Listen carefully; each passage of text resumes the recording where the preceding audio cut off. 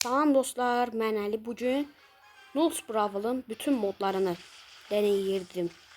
Bu Japon modudur. Hələ çıxacam, Japon modunu göstərdim. Bu Japon modu idi. Ah, 90 kupam getdi. Ay Allah. Oo! Qaqa, mənə niyə bu qədər like gəlib ki? 2 like gəlib.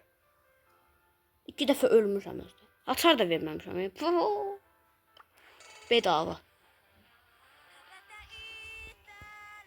Bax, bu Japon modudur. Amma heç nə dəyişik deyil. Sadəcə arxa planla mahnıdır. Mahnını da göstərirəm.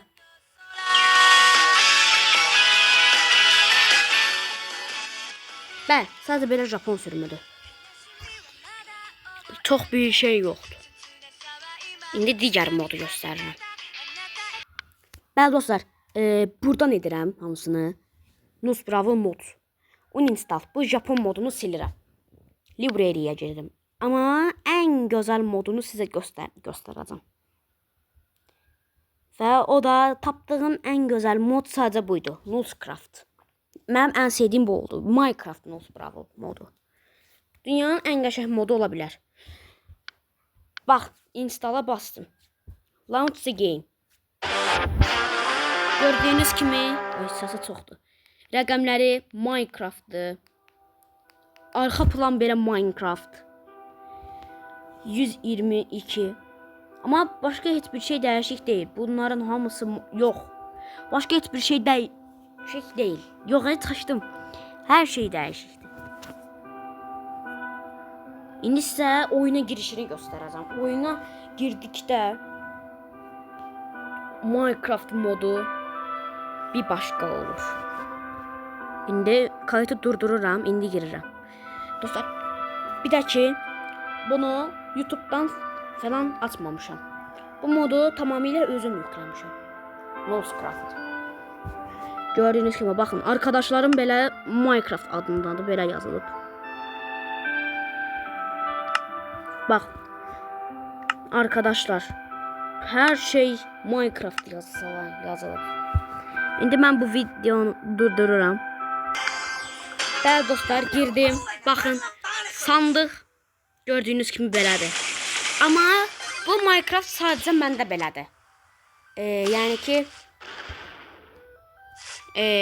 digərlərində bəlkə başqa Minecraft ola bilər. Yükdən isə zümrüd çıxır. Su da var. Aksesuarın heç. Karakter zat aksesuarı falan fərqlidir. Gördüyünüz kimi belədir. Bax, ayda. 2 takım arkadaş. Hə. O dünyada mən yıxam. Öldük. Ya ölmədik. 13 nihab. Ve Azərbaycanlılar da var ama bu modu heç kəs oynamır. Dostlar, indi uduzdu. Kupam getdi yenə.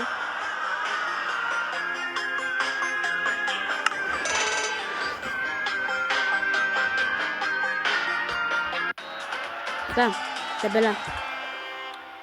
En güzel modu size bunu gösterdi.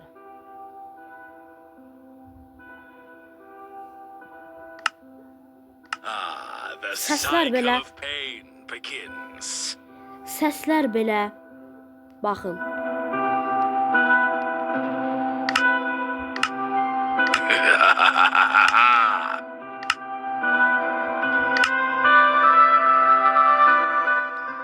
Minecraft'ın mahnısı. Sesler Minecraft'ın düymə tıqqıltısı. Yəni ki, hər şeyi əla.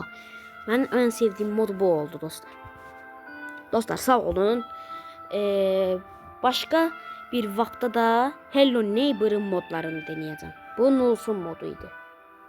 Gördüyünüz kimi.